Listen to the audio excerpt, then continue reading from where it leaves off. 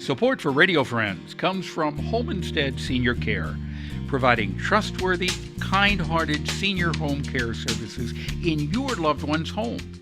All caregivers are thoroughly screened, extensively trained, professional, and reliable. Home Instead is all about providing the highest quality home care service to fit you and your family's needs. Plus, if you would be interested in becoming a caregiver, they offer great part-time positions. Give them a call at 573-442-4333 or check it out at homeinstead.com.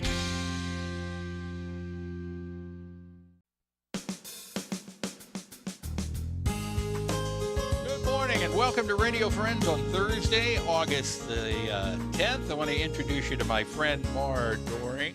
Good to have you here, Mar. So good to be here. You're listening on the radio. There's a very special little friend sitting on Mar's lap. This is Connor. Connor's Doering. little doggy. And what is special about Connor? Well, he is a West Highland Terrier and absolutely adorable. But what is really special is Connor came to us from a wonderful rescue that rescued him from a Missouri puppy mill.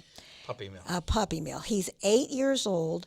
Through, sadly, the neglect that he had there, and the rescue took care of all of this.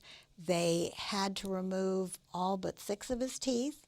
And while he was there, there was some cage fighting, and his one ear has been cut in half. But the great thing is that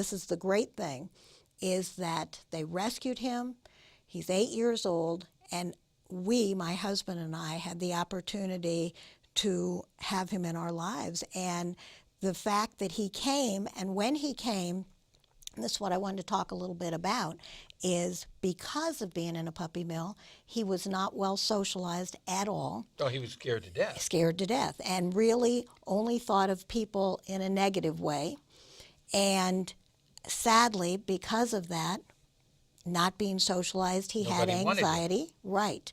And so, the rescue helped a little. They had him for some time, and they really worked with him. And he did have a foster family. But still, when he came, and some wonderful people, were kind enough to drive him to my clinic. Paws Medical and Behavioral Center. Yes, thank you.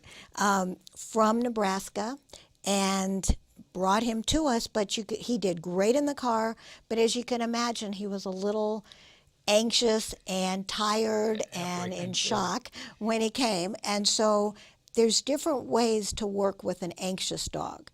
And one of those ways, I wanted with all my heart just to pick him up and cuddle him, but that would not have been a good thing for him because he needed to first know me and feel that he could trust me before he would want to come to me.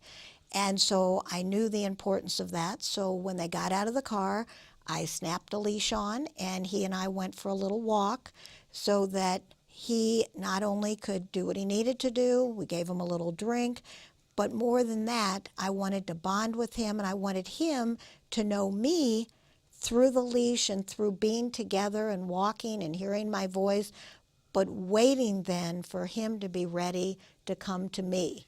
Now, by him sitting on your lap right now, he looks like the most content dog I've seen.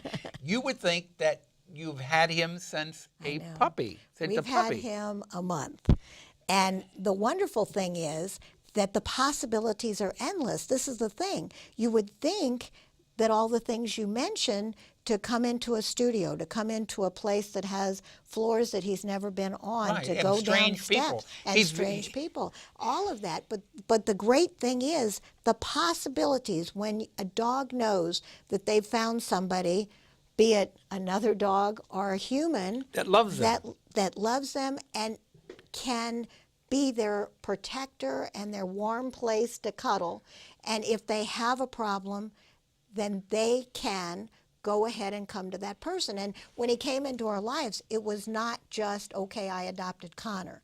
I have a pack of, now with Connor, 8 dogs and 7 cats. And he had to meet all of them after meeting me and then meeting my husband. So, we did that in one day. It took a couple of hours for me to feel like he was ready, and then we did it kind of two at a time with the other guys. And did everybody get along okay? Everybody got along famously, but the common denominator was they all knew that Mom would only put them together when they thought that things were safe, and that they could come to me to look for direction. So a lot of sniffing took place. Right.